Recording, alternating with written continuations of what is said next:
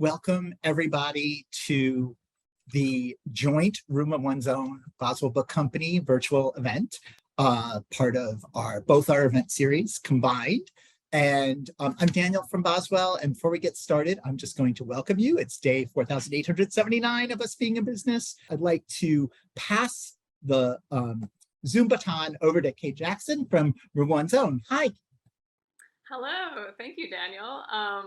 Love the introductions, and yeah, thinking of upcoming events at Room, we're super grateful to be co-hosting this with Boswell Books. It's really cool to be able to bring two Midwestern cities together. We've got some fun events coming up. You can check them out on our calendar on our website, but we're very excited, and we're very excited for this event right now happening before us. So I'm going to do a very quick introduction and then let both Sarah and Dawnie take it away. But I've got Sarah Thankam Mathews here. She grew up between Oman and India and immigrated to the United States at 17. She is the recipient of the Best American Short Stories 2020 Award and fellowships for the Asian American Writers Workshop, and of course the author of All This Could Be Different. And Dawnie Williams is a writer, editor, and author. Her work explores identity, place, and the influences of pop culture. She's formerly an editor from Essence and Entertainment Weekly, and she has received fellowships in fiction from the MacDowell and Tin House and an MFA from the Iowa Writers Workshop. She was born and raised in Jacksonville, Florida, and she lives in Brooklyn with her husband. And we learned before now that Sarah and Dawnie are both calling in from Brooklyn, very close to each other, so that's exciting. But yeah, I will let you all take it away. I'm very excited to hear from you both. Thank you, Kate. Thank you, Daniel. Hi, Sarah. It's so very special to be doing this. It is. And I love, we're probably sitting maybe 10 minutes away from each other, but congratulations on this beauty, which you were generous enough to share with me many, many months ago. And I read it, and I think I was texting you nonstop, like screaming at how good it is. And I would love if you could kick us off with a little reading to give our audience a bit of flavor of this beautiful novel. With pleasure. And thank you so much for reading it when it was, a little larval thing. Hi, everyone. I'm so happy and excited to be in this little Zoom room with you. I used to live in Milwaukee and Madison before that, and I see some familiar faces from my time there. And I just want you to know that in the chat, etc. And I want you to know that I'm really, really happy that you're here and touched that you're here. So I'm going to read from this bad boy, All This Could Be Different. And I'm just going to start with the opening chapter.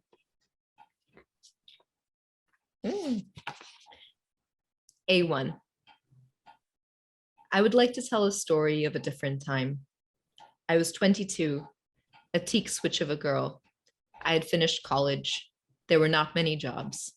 The economy had punctured like a tire. Obama had won a second term. He said jobs, healthcare, national healing. He said Trayvon Martin could have been my son. I was moved by this, thought that sort of imaginative exercise bravery. I would listen to his speeches on NPR as I dressed for work. I had found a job. This set me apart from my college friends. I was a consultant, or going to be. This despite my RD degree. A consultant in training, 3 toddlers hiding in a suit. I did not consider myself a sellout. What I felt was that I had been saved from drowning. My classmates without jobs had moved in with their parents, were working unpaid internships at noble nonprofits. I wish them well. My parents were not with me, had left me to make my way in the new country. I was glad they did not, for now, need me to send them money. They had before. My client was a baobab of a corporation, Fortune 500. They made car seats, heating units, pedometers, batteries. My boss demanded I wear pantyhose. You are a contractor, he told me. No benefits. Women who work for me wear makeup. That is how it is. My men wear suits. You must dress better than the clients always. That is how they know we work for them. We get the client to their definition of success. People only want to hire a guy when they want to be him a little. Remember that. Try some makeup, nothing tardy. I listened dutifully. The pay was only okay. Billable contractors' wages, this despite the 50-hour weeks. I had to file self-employment taxes. But my boss liked me. Early on, he called me his rock star. This was funny to me since, in actuality, rock stars get on stage, perform, fuck many girls, wreck the hotel room. I, meanwhile, sweated competence, a hungry efficiency, waxed my arms, radiated deference, never met a Gantt chart I didn't like. He had first offered me $19 an hour. His firm was tiny, only 9 people. I said, "Thank you, I will think on it." I walked to a good restaurant in my college town and drank a full glass of white wine in the middle of the afternoon. I called him back. I said, "Hello, Peter. I have another offer, but I want to work with you. Would you consider 30?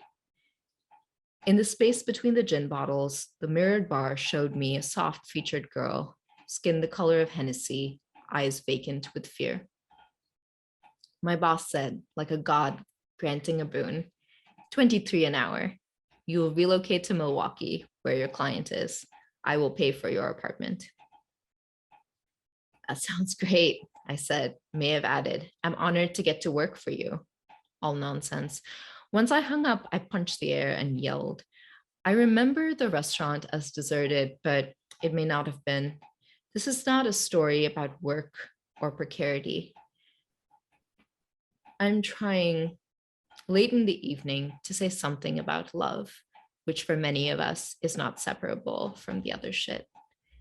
As the summer began, I moved to Milwaukee, a rusted city where I had nobody, parents 2 oceans away.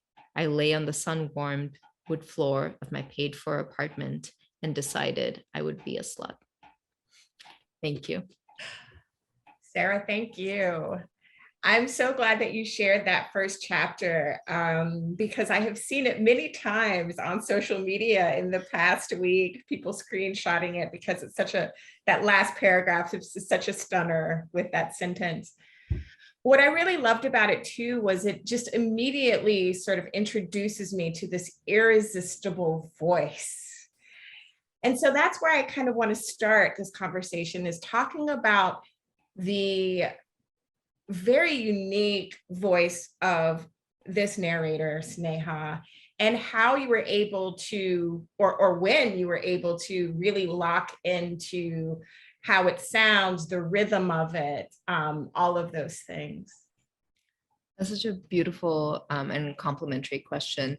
I think that there are certain things where we as artists like really engineer something, right?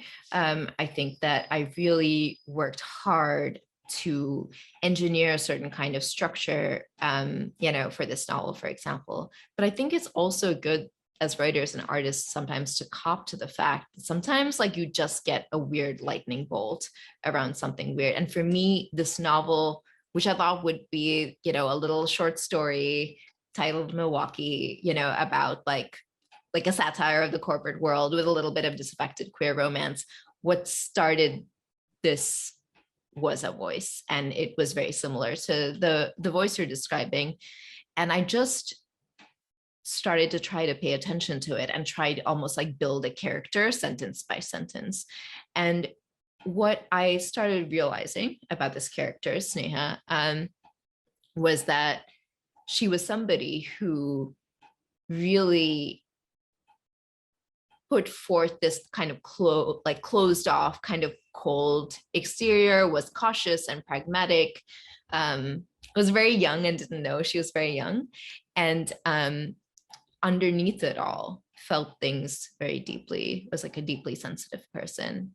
And I think that I wanted to try to write something that moved people, that in its own particular way operated in a confessional or testimonial mode, but didn't give it all away at the beginning. Sometimes it's a wholly personal, subjective thing, but sometimes when I open a book and someone is like, "Let me sit you down and tell you everything," I almost like pull back a little bit, but this is a narrator and a protagonist who withholds not just from the other characters that she collides with over the course of this novel. And for those of you who don't know this novel, it's very much a compound love story, both romantic and a friendship, with 4 young people living in Milwaukee, Wisconsin.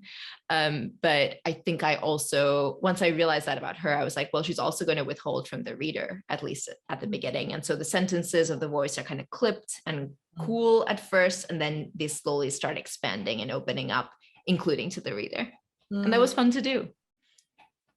I love that. And thank you so much for sharing a bit with us about Sneha. Again, she's very young. She's 22. You know, her parents are far away. She's trying to figure some things out. And she begins to, well, she has a friend. Let's start talking about the friends, because this was the part of the book that really touched me deeply, was that it is so much about friendship, and that it is very uncynical about friendship. That's not to say that the friendships don't get messy or that they don't fight and that things aren't complicated, but it is very much about the beauty and the necessity of having these kinds of friends in your life. So let's talk about Tom, who is a character that really surprised me in many ways. You know, if you were to say, you know, here's a character who's a bro type, you know, like I have a certain image in my head of who that person might be at heart, and you kind of like subvert some of that a little bit. So, you know, I want to kind of access this book by talking about the people in it. So what can you tell us about the inspirations for Tom and what you were thinking of when you were writing that character? Yeah. First of all, like, what a lovely line of questioning. I have sometimes felt self-conscious about the fact that these people are not real, even though they're very real to me. Because because I've spent a lot of time thinking about them and caring about them. So Tom, for those of you who haven't yet read the book, is Sneha's friend and like one of Sneha's bros from college. He is a like Milwaukee area native. He is from Tosa, for those of you from the greater Milwaukee area joining in. And he is a straight white guy, very, very smart, very well read, loves live music, is sort of like cultured and like very invested in politics. At least one reader has described him as a Bernie bro, even though this novel is set in 2013. You know, and there's not a single discussion of, you know, 2016 era political candidates. And I understand why people read or code him that way. And he's sort of like very chill and laid back. But one thing he shares, I think one commonality between him and Sneha, the like young Indian immigrant protagonist, is that they're both kind of committed to a certain, it's almost like they're committed to a certain kind of masculinity, you know, despite, you know, their different genders, where I think they both feel things deeply and are committed to sort of not letting that slip. And they're like, yeah, it's cool. I'm not going to tell you how I feel. Yeah, do what you want. So that's who he is. And over the course of the novel, you see Tom and Sneha's relationship shift and change. You also see, I think one of the things I was interested in showing is like conflict in friendship, and Tom and Sneha become coworkers and have, I think, professional jealousy. Like they find out, you know, certain things about their position within their workplace that, you know, it's not fun for either of them, and they have conflict around that. And so, yeah, I think they come from very different places. And I think that you see them kind of navigate that. Yeah, I think too, there's a lot that they don't talk about until it's sort of at like a very much a breaking point, and they've both been very hurt by the other, and they've sort of misunderstood the other. By contrast, there is Antigone, Tig for short, who is so dear a character to me. And the character Mhm. is non-binary and is very much about pulling Sneha out of this this coolness, this remove about certain things in her life, sort of pushing her a little to be a bit more vulnerable. Can you talk about Antigone and the role that you see them playing in the book? Yeah, I would love to. Tig is someone that Sneha meets first on a dating app. I think that there isn't mutual attraction, in part because, frankly, Sneha is young and dumb in particular ways that I think prevent her from seeing what a prize the person across the table from her is. Tig is about 5 years older than Sneha at the time, is a Black Milwaukee native, has a sort of epiphany about their gender midway through the novel, and you kind of see, you see them kind of come out to Sneha as non-binary and how Sneha takes it, and that's its own journey. But overall, the way I describe Tig is, here's somebody who, despite not coming from a remotely credentialed or elite or whatever background, is a visionary, is someone who is really brave and bold and really willing to be honest with other people, and sort of sees Sneha, who is, with all her good qualities, repeatedly dishonest, is repeatedly putting up walls, but both really wants to be known and keeps doing things to make herself unknowable. And Tig calls her bullshit again and again. And I think that when writing Tig, I thought about a couple of my dear friends.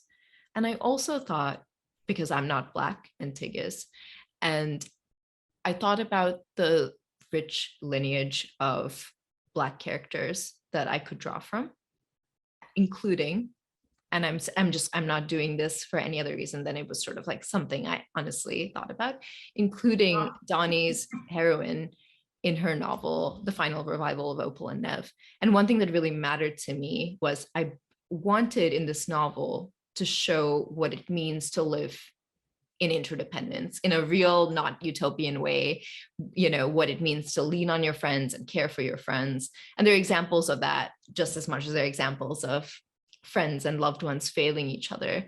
But it also is really important to me to write a character like Tig without getting close to a sort of like mammy character or a savior character. I think that it really mattered. Like, Tig has their own history. They don't pick up the phone every time Sneha calls, nor should they. So I think that's how I'll close it out, that they have their own interesting history, and they end up being the one that proposes the somewhat radical idea that sets the second half of the novel into motion a little bit. Yeah, I love their ability to dream, that radical dreaming that sort of is inspiring the other characters in the book. And I think the way Tig is sort of characterizing in a way of Sneha as well, in the way that she sort of begins the novel by being very compartmentalized, which is something that was very interesting about her as a character, and how this next character I want you to talk about a little bit, Marina, sort of comes in, and how Sneha sort of sees romance and friendship in these two separate almost areas. And this line was something that I read today again, and it really struck me, from Sneha. I didn't know how to reconcile my love for Tig, the shimmering regard and gratitude I held for her, with the frank slime of want. Yeah. Yeah. Can you talk a bit about Marina? And she's a hugely important character in the story, and yet I feel she is also a bit apart from the core friend group. No, that makes a lot of sense. Marina is somebody that we meet early in the novel, but like in a glimpse. And then like the short, like sort of like character notes for her, I'd say, is that she's originally from New Jersey, ballet dancer. She grew up like working class, and came from like a relatively tough past. And she and Sneha have this will they, won't they, keep missing each other, relationship for a lot of the book. And then they enter into a relationship, like an actual one where they are like, okay, let's try this.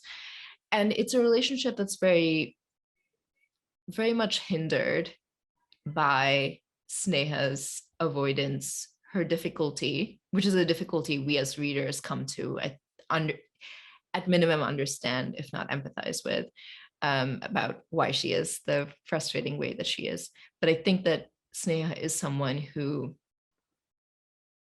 is like every single person in this Zoom room, like a complicated iceberg of a person with a lot below the surface and a personal history streaming out behind her, that is not invisible, that is invisible to the people that she is encountering. And she is someone who has found safety in compartmentalizing the pieces of our life like Excel cells. And one of the things she has done is, as a queer woman from a deeply conservative like lower middle class Indian family, who wants her to have an arranged marriage with a man when it's that time, I think that she's decided for herself that she has a few years of being young, and that during that time she's going to be like wiling out, sleeping with women, just like doing what she can before she has to do what she must, is how she puts it to herself. And so I think in part because of that, Sneha's pretty cold. And if everyone in the Zoom room will pardon my French, like she's a fuckboy a little bit. I think she does not treat everyone that she sees and meets on the dating apps like super well. And I think that includes Marina, who, the ballet dancer at the beginning. And Marina approaches their relationship with much more sincerity and frankly integrity than Sneha does.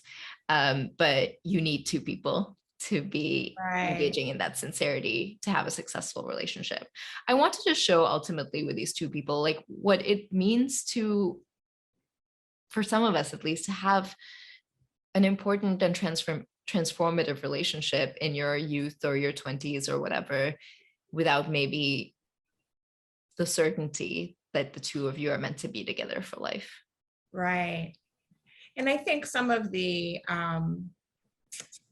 tensions that do come up between the characters are very interesting. Another section I was reading, there's another character, Amit, who is a friend of Sneha's, also Indian, I believe. Yes. And it's a text conversation, and Sneha says to Amit, regarding what's, sort of the difficulties in the relationship with Marina, white people get to own their lives. They get to feel like their lives belong only to them. And that felt very, very real and true. Yeah. Absolutely. Yeah. No, go ahead. Well, I was just going to very quickly say that one of the things I loved about writing this novel compared to other projects I've worked on was I really leaned into dialogue in a variety of ways, both spoken and over text. And what I realized dialogue can sometimes do in a novel of ideas, which this tries to be, is that you don't it kind of frees you as the author from playing God with the correct opinion, and you can just sort of let people tip into each other and collide. And so Sneha says what Dawnie just read, over text, and she says it in the context. She's trying to justify having lied about something outrageous to Marina, to her friend Amit. And with the lie that she tells, it's a little bit of a spoiler, but not a huge one. But she lets Marina believe that her parents have passed away when they are very much alive and kicking. And she says this thing about, she's like, white people get to own their lives, like, which I think there's a degree of truth to. And Amit replies, what the fuck? And then says, white people have parents too, I think that was really pleasurable, particularly to write, particularly because I think we live in a zeitgeist that sometimes pretends that there is sort of like only one truth, that, cannot be complicated by anything. It was nice to sort of like let people challenge each other in a fictional world. Yeah. Because we're doing an event with a Milwaukee bookstore, I want to talk a bit about Milwaukee as a setting. Why was this the right city to set these friendships, this coming of age story? Yeah, what a great question. I lived in Milwaukee, for a year, much like my protagonist, and I retain a lot of love for it. I think that my feeling, which is only my feeling, about Milwaukee is that it is an underrated, unrespected city with a rich and important history. And I wanted to show,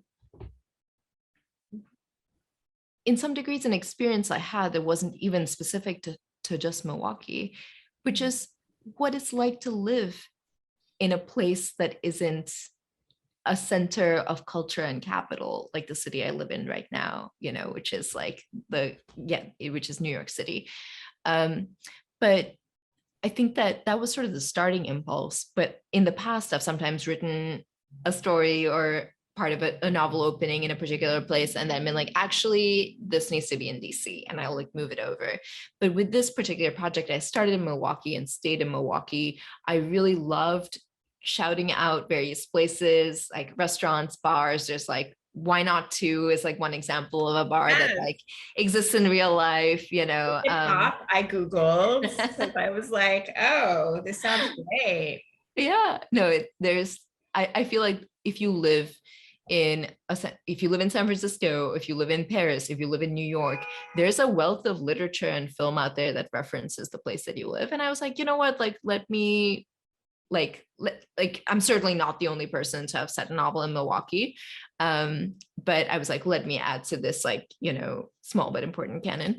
And the other reason why I stayed with Milwaukee, and it felt very much like a valuable choice, is because this novel is interested in a softly, cautiously radical politics in parts. And one of the things that's really interesting to me about Milwaukee is it's one of the only major US cities to have had like kind of a radical political history and this is something that's referenced in the novel. It's not sort of like something that's banged on about for a long time, but the characters know about it and talk about it, that for 40 years, Milwaukee had socialist mayors. They were called the sewer socialists, and they were interested in like a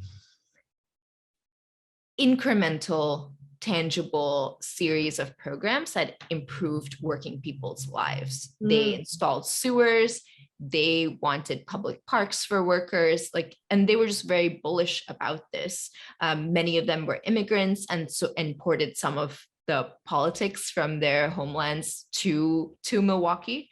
The novel's epigraph, it has two, and one of them is from one of those mayors, Emil Seidel, and it says, "We wanted a chance for everyone to be strong and live a life of happiness." And when I read that, or reread that years ago when I was reread that years later when I was writing this book, my first thought is, this is something Tig would say.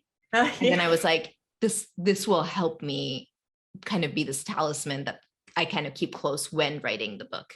So that's a very long answer. I'm so sorry, but no, that's wonderful. I feel like I'm learning a lot. It actually segues nicely into talking about the politics of the novel. This is a novel of great ideas. And I've also heard you in previous interviews talking about some of your intentions with the book. And yet it's never didactic. Your characters are so vivid and they develop organically. The story is so organic. And never did I feel that any of the characters are used sort of to extrapolate the ideas, which I think is often kind of like this weird criticism that is lodged against writers who are engaging with political themes. So can you talk about the political intentions that you had for this book, and if you had them at the start or how they developed over time? That's a lovely question. I don't think I had them at the start, like really at the beginning, and I think that's honestly something that ended up being a saving grace for me as a writer, because I don't like reading didactic fiction.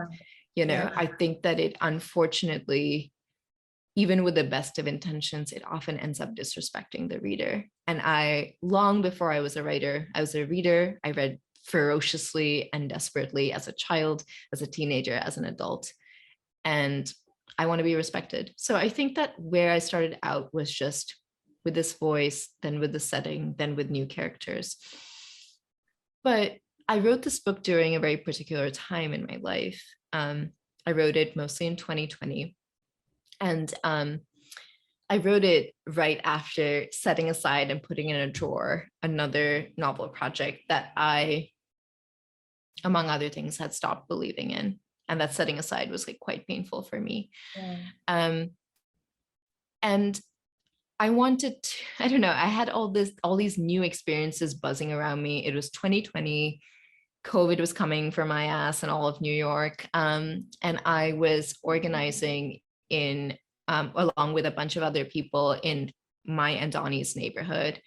And I just saw and was the recipient of and participant in so many interactions between people that represented a certain kind of what I'll call like an ordinary muscular goodness. No one involved was a saint. But when I think back to the first tens, then hundreds and thousands of people who were willing to go to the grocery store and spend 2 hours shopping for 3 strangers, 3 elderly people that they'd never met, and drop off those groceries or do 100 other similar things, which is the kind of organizing I was helping do with a bunch of other people in Bed-Stuy, Brooklyn, where Dawnie and I live. I kept thinking about something that Toni Morrison once said, which is that everyone, I'm paraphrasing a little bit, but she basically said that goodness is far more interesting than a lot of writers give it credit. What she said was, there are 100 different ways to murder someone, but you can think of them at 5 years old. And that the work of goodness, real goodness, not the sort of fake shit, is the work of adulthood. And it represents a certain kind of intelligence, both to engage in, but also to convey as an artist. And so that, I think, was more than anything else, I think, part of how I was thinking about the novel's politics. I was like, is it possible to work in this like weird form that is the novel that I love so much, that thrives on conflict and people being bad to each other, and do all that, and also thrives on individuality, right? And like an individual self moving through the world, and I was like, can I use this novel to move from an I to a we, and also along the way show in a really non-utopian, in a very earned, very non-earnest way, what it might look like to be good to each other. And I don't think I would have been interested in that project if I was not being bombarded with examples of it right outside my door. What a beautiful inspiration, and how, I think, sadly rare as inspiration in art. But it was something that, we were really in the throes of the pandemic when I read this book, and it just sort of did fill my heart with a lot of hope. And I just was rooting for these characters so much to have sort of this vision. So that was very beautiful. Thank you for saying that. And you know, more than anything, I think like a novel is not a manifesto, right? Like I think about your novel, for example, as one that does such an amazing job of holding a politics, like holding like depth and humanity, and it never once tries to like shake a finger at me and tell me like who to vote for or what to believe politically. It just like works within you. But I think to the extent I think for the most part, I just want readers to be absorbed into the world of each of our novels. And with my novel, I think ultimately, if there's a single message, it's that the world as it is one that's made. And by that logic, it can be remade, pushed, nudged to better serve us and to better accommodate whoever we are. And in this particular book, it's these young people who are trying to find their place in the world. Yeah. So the building of community is really a key thing, a key theme in this novel. And I've heard you speak really beautifully in your conversation that you had with C-Pam Zhang, the author of another beautiful book, How Much of These Hills is Gold, about how you sort of are thinking about the word community. And you talked about a definition from M. Scott Peck that I thought was really helpful to hear. And I'm wondering if you can share that with the audience. Yeah, of course. And I first came across this definition through reading Bell Hooks, rest in peace. But part of the reason I was looking for a definition is because I think that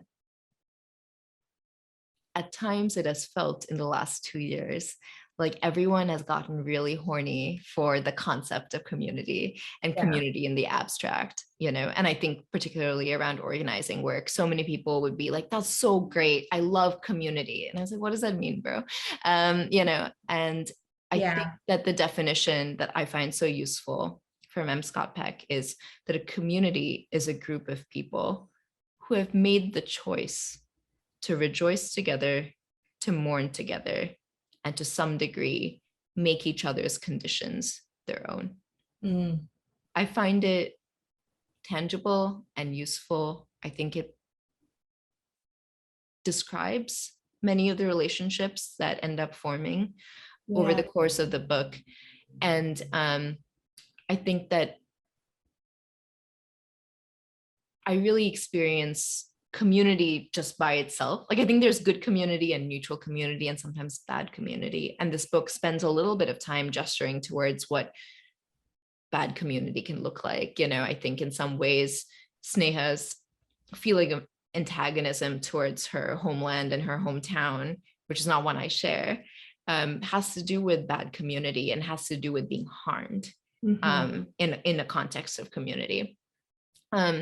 But ultimately, community is other people, right? And I think that it comes with all the beauty and wretchedness and frustratingness of other people. And it also simultaneously, at its best, can be transcendent. It, I think, becomes very important for our particular time and the years ahead, which, let's just call a spade. Like things are not easy politically. There are various dominoing political crises and current event crises. And it calls to mind this question of like, how do we all survive? How do we thrive? How do we live good lives? And those are rarely individual acts. They are acts that involve dependence and need around each other. Yeah. Let's talk about sex. It's so good in this book. You have also said that one of your intentions was to write against shame in the sex scenes, and to sort of resist this thing that I think a lot of literary sex scenes sometimes do, is to sort of like go to the dark places.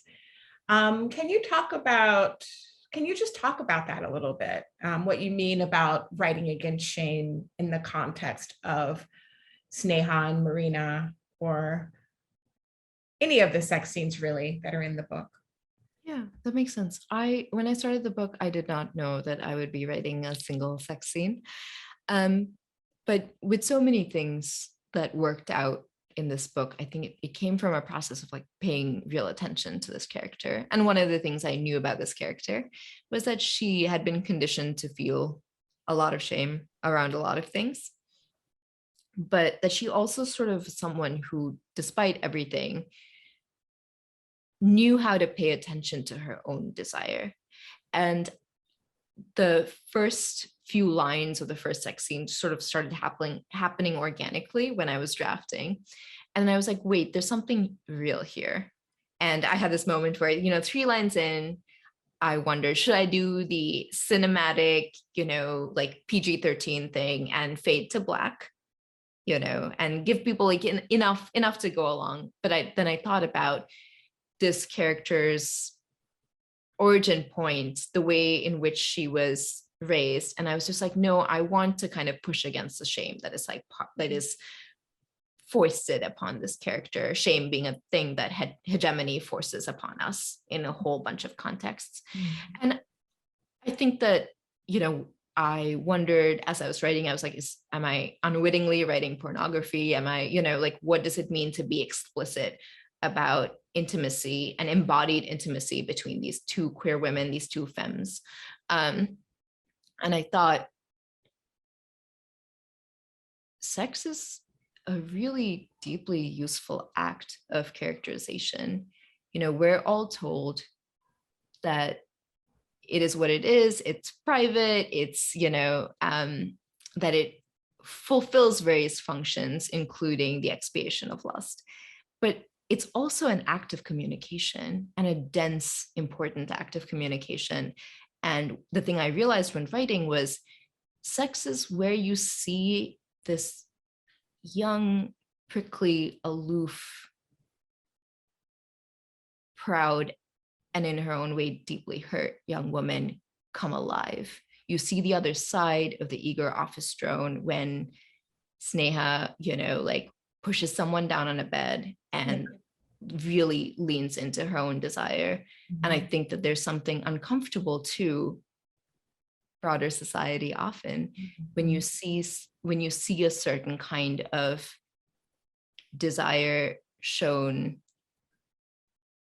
hungry desire shown by a woman or a feminine character, because the world wants us exclusively to be quiet, to be submissive, and just take whatever we're given in a whole bunch of ways. Yeah. So I do want to get to the Q&A, the audience, because there are 3 excellent questions, and I'm going to ask all of them, but I have, just because I'm like a little greedy, and this is the first time like I've really like talked like at this level of depth with you about this wonderful, wonderful book. Can we get a little geeky about craft for a second? And about please. So I just want to know, like, you, and I know it feels like I'm stalking you a little bit, but I was preparing for this interview and you were tweeting, someone here in New York, I think, was on the subway and was reading the book and nearly missed their stop because they were so engrossed in it, and it's so propulsive. How did you ensure, like, how do you do propulsion, right? Because it seems like it's a balance between getting the emotion of the story while also like lingering in moments and letting those moments be, while also kind of like keeping things going. And you also kind of wrote this book at a quick clip. Is that right? Yeah, I mean, I think it's equally true, to say like that I wrote this novel desperately in 5 months, partly because I was like, shit, like I need to make rent, and I have like a certain number of months on unemployment. The CARES Act is thanked in my acknowledgements, and there's a reason for that. But I think it's equally true to say that it took me like 8 years to be able to write this novel, because it was informed in so many ways by a novel I spent 7 years working on, that like, while it has nothing in common in subject matter or character, I learned so much from my failures and just like Ah. flailing there. I was going to ask, did you feel like you had to go through that experience to get to this book? Oh my God, Dawnie, absolutely. I mean, and that's why, I don't know, I think that I think everyone is like, everyone wants to hear, oh, I wrote this novel in a month, or you know what I mean? Like, or at least, or no fellow writer wants to hear it. But I think sometimes like the media wants, you know, like a quick, like wants to hear that story of like microwave success. But I didn't know shit when I was trying to write my first novel. I made every kind of mistake, you know, and it absolutely was like a sometimes very painful education that I put to use with All This Could Be Different. And to answer your earlier question about craft, you know, I mean, I think that so much, like, I think there are two pieces to what I'm going to say very quickly. And one is, I did not enjoy learning that this novel that I spent 7 years on was sometimes good and sometimes boring, you know, that I was very interested in it, but then when I showed it to some early readers, I could tell that their attentions were flagging. I, you know, felt a way about that personally, but I was like, well, I need to figure out how to fix that. And so I just tried to create suspense around something at any given point of time within All This Could Be Different.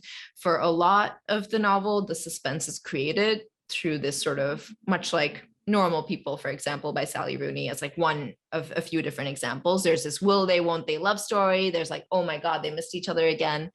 But as the novel progresses, there's this new clock that appears, which is money and security, and is Sneha going to be okay? And I think those are the two ways in which I created suspense in this novel. And the final thing I'll say is, I don't think it was as propulsive when I first, you know, sold it to a publisher. And like the fact is, like, editing made this novel better. Readers like you, my early readers, my friends, you know, a couple of y'all who are in the Zoom room, which is very special to me, like, people made it better by telling me where their attention flagged, what they liked, what they didn't. And I took that into context. And I know that everyone likes to, all writers kind of like to pretend that we do all this shit alone and that we're geniuses, you know, working in our like little cubby holes. But the fact of this, or what this book argues, is that we need each other in wild and embarrassing ways. And this is true of me as a writer as well. That actually segues wonderfully to our audience. One of our audience questions, Jill Balaus asked, is there anything you took out of the book you wish were left in? Oh, that is such a good question. Honestly, it's not a great answer, but I cannot remember, in part because I think it's just like an intense and strange process. I think that I went back and forth about this one piece. Actually, there's this one piece of dialogue where Tig is describing the world that they want to live in. And they say, all this could be different, which is the novel's title in it. And somebody else's question. Yes. And I had I was attached to that because it was like a great fucking fiery monologue, and we love those. But then it kept running into this principle I had, which is like, don't preach at people. And I just felt like it would make the book seem so much more earnest, bordering on naive, so simply because all this could be different is in the title. And so I took that out. And I have moments of being like, should I have left it in? But for the most part, I think it was the right choice. Thank you, Jill. Yeah. And Mary was asking about the title and the story behind it. Can we talk as well about this cover? It's such a good cover. Like, every time I look at it, I discover new things. And what I discovered today were the little albums that are on the floor. There's Grace Jones, Nightclubbing is on the floor. Yeah, it's actually an incredible connection between our books. I know. I love it. Can you just talk a little bit about the process for choosing this art for the cover? Yeah, joyfully. All I'll say is I'm so lucky with this cover. Like, authors don't get to like design or decide their covers, but we sometimes get feedback on different drafts. And the direction that Viking, my publisher, decided to take was to go with so this cover is designed by Elizabeth Yaffe, and it borrows or like uses this painting by Nicole Eisenman, who is a queer non-binary painter. And if you're not familiar with their work, I'm not just saying this. They are one of the greatest contemporary painters working today. Like their work is phenomenal. It's innovative. Among other things, they paint their friends a lot. So that in these sort of like big maximalist group portraits. So it just felt kind of perfect for this novel. And I just liked how the cover showed all these different scenes at a party, which is, one of the set pieces of the novel itself.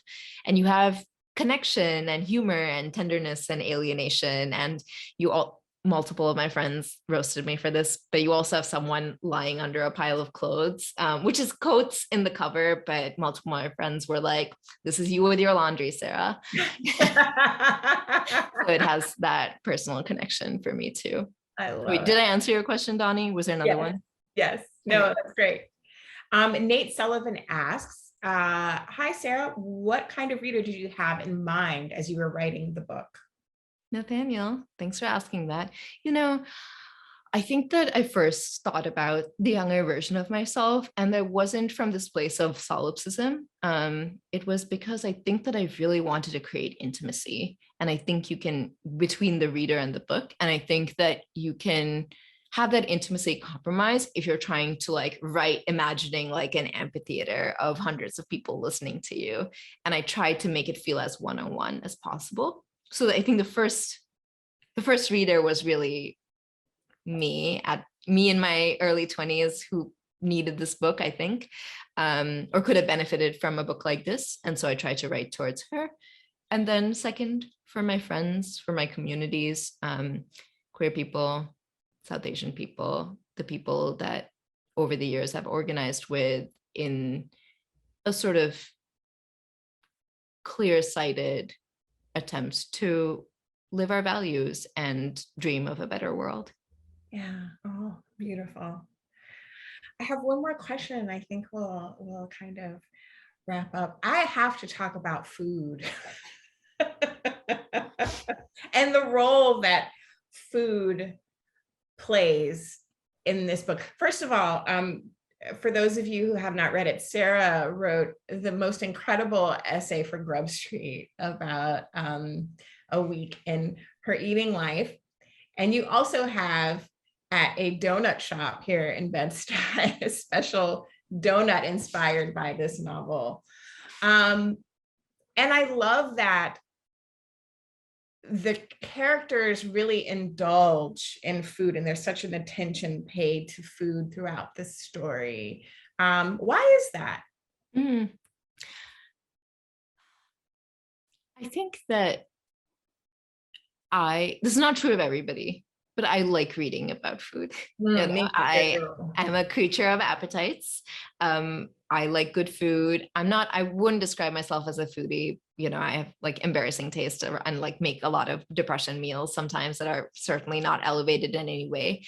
But I think one of the things that I did not write at all very much in my sort of Project Zero that I referenced earlier that I worked on for years was I didn't write about food in there. And that came from this place of often South Asian writers have this, I think that there's this sensitivity in the South Asian literary community around food, because there's, I think this feeling that food in our novels can be used to like exoticize us, it's mangoes and curry and like descriptions of delicious and wonderful food, but that also kind of serves to like other the characters, at least to like a majority Western audience.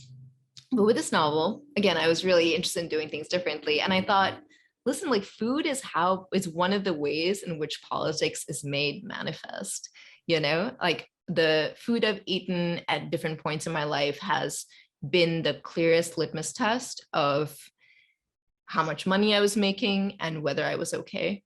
And I think this is true of the character as well. Yeah, for sure. I won't give anything away, but things get a little dire for Sneha food-wise toward the end, and I very much worry about her. Well, Sarah, thank you so much for writing such a wonderful novel. Honestly, my favorite novel so far that I've read this year.